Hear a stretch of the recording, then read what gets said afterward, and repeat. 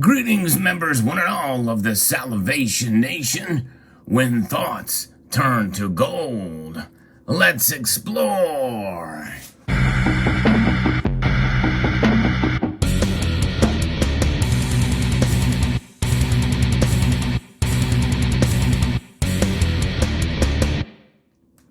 With all that's going on in the world today, especially with regards to economic uncertainty tied to the inflating dollar that we see here, losing value by a great margin year over year, over 8.6% by the latest numbers.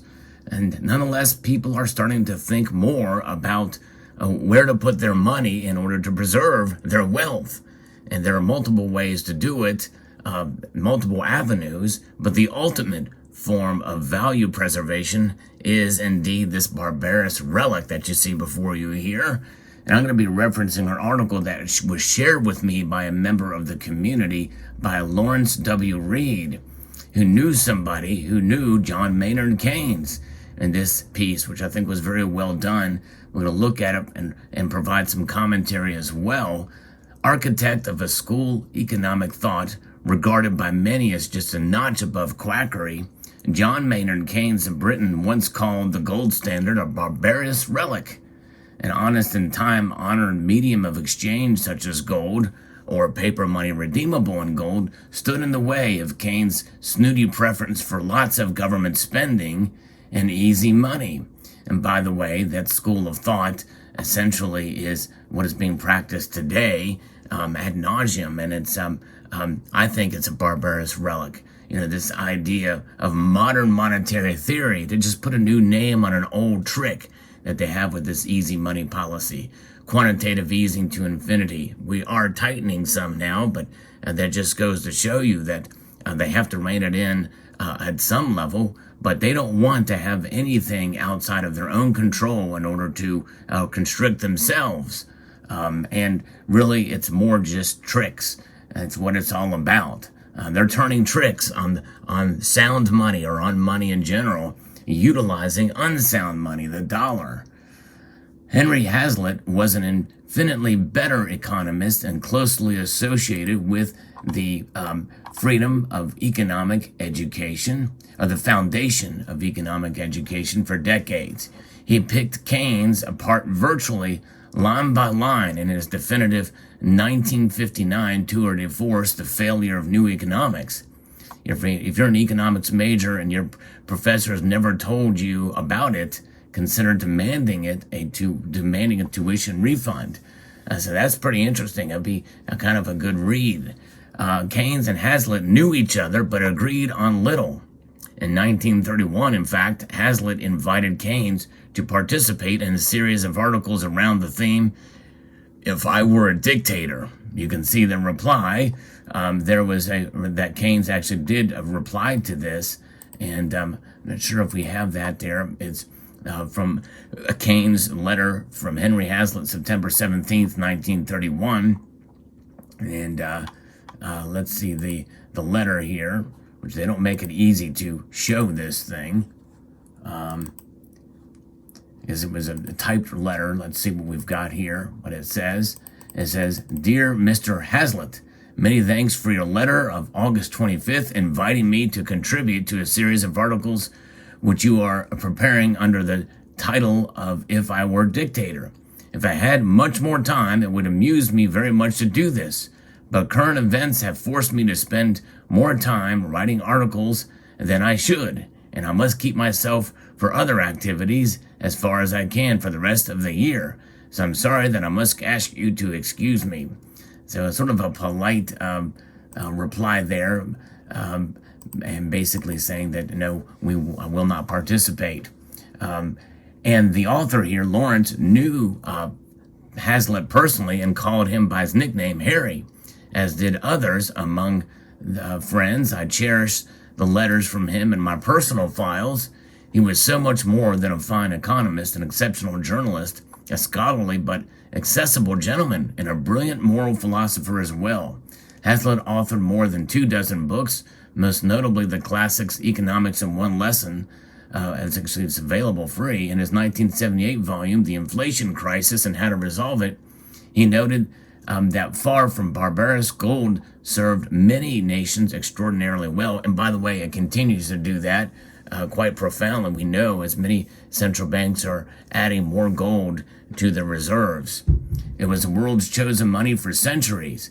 The unprecedented explosion of economic growth in the 19th century was accompanied by sound money tied to gold, punctuated by the brief calamities when politicians abandoned it. Governments didn't like it because they can't print it, pure and simple. As Hazlitt wrote in The Inflation Crisis, it is the outstanding merit of gold as a monetary standard that makes the supply and the purchasing power of the monetary unit independent of government, of office holders, of political parties, and of pressure groups. And the great merit of gold is precisely that it is scarce, that its quantity is limited by nature, and it is costly to discover, to mine, and to process, and that is ever so true even today, and it cannot be created by political fiat or caprice. It is precisely the merit of the gold standard, finally, that it puts a limit on credit expansion. Boom! That is profound. And that is probably one of the most profound paragraphs I've ever read about gold. It is pretty amazing. That does make you think about it for sure. Even though there has been more gold mined in the modern age, the population has increased exponentially.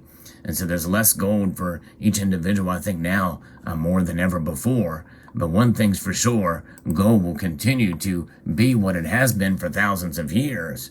In the long run, just as Keynes predicted, Keynes himself was indeed dead, but gold as a reliable medium of exchange lasted far longer than he ever did, or anybody else for that matter. It may reemerge one day to replace the barbarous paper inflation his legacy helped to create. Wouldn't that be ironic, if not entirely predictable? By the way, the gold that you see here is definitely will outlast all of us for sure. It will be passed down somewhere, somehow, some way to somebody else in time and in history. Americans are once again feeling the pain of runaway expansion of money and credit. And by the way, it's not just Americans, it's pretty much most other developed and developing nations around the world as well. A gold standard would never have allowed, and this money credit that a gold standard would never have allowed, it would have reined it all in. We hear almost daily nonsensical pronouncements about price inflation from the very barbarous relic people who were responsible for it. Jerome Powell, chairman of the inflation factory known as the Federal Reserve, that's a good description of it, took a short break from the printing press to assure us that the Fed understands the hardship it is causing, and that his paper money machine is moving expeditiously against it. He's counting on us being sufficiently gullible and miseducated to thank him for his inflation-fighting efforts. Well, count us out. Those of us who believe in sound money, we know it's trickery. The toolbox is a toolbox of tricks. The Federal Reserve is turning tricks on us all. And by the way, that's my personal commentary there in nomenclature. So gold is barbarous, but unbacked, inconvertible, irredeemable paper money cranked out by the elitist officialdom is not. So sound and stable money is bad, but fiat money belched out by political appointees is good. And by the way, that is exactly right. Yes, people talk about the Federal Reserve Bank being a private institution. Yes, it is, but it is appointed, but its leaders are appointed by politicians. So how is that completely private? I definitely push back against that. It's government that's the problem. And anyways, I have a few more questions for Mr. Powell, Lawrence does, and his barbarous relic associates. What is government-issued fiat money made from? Angel breath? Divine manna from monetary heaven? Is it made by the perfume from AOC? I don't know, of course not. Its digital form is composed of ethereal ones and zeros, while its physical and familiar form is made from not trees. Lawrence gets it wrong. This is not made from trees. This is made from cotton fibers. But this This doesn't really have paper in it. From what I understand, the Crane Paper Company of Massachusetts is the one that is what's keeping the dollar alive for, as far as this physical note here. But it is not made of trees, or if it's made of trees, it's very little trees, mostly cotton. When and where in history did a tree or tree derivative or cotton fibers or what have you emerge naturally and voluntarily as a reliable medium of exchange? Never and nowhere, except when it is issued as a kind of receipt for the real thing, a promissory note, if you will. Opponents of the gold standard want us to believe that gold is old-fashioned, that a more enlightened perspective is that money shouldn't come from a hole in the ground. Think about that. They're telling us that money should instead come from, well, cotton fibers and the like. He wants to go back to trees, but nonetheless, this is known as paper money, but I digress on the technicalities. Which sounds more dependable, a gold standard or a paper standard? On this important matter, go with your gut feelings, indeed. As price inflation eats away at our savings and livelihoods, it's time we rethink money and monetary policy. We should compare the record of a gold standard with that of our present paper standard.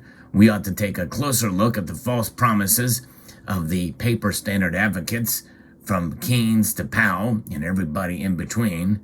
And yes, indeed. And so that is exactly right.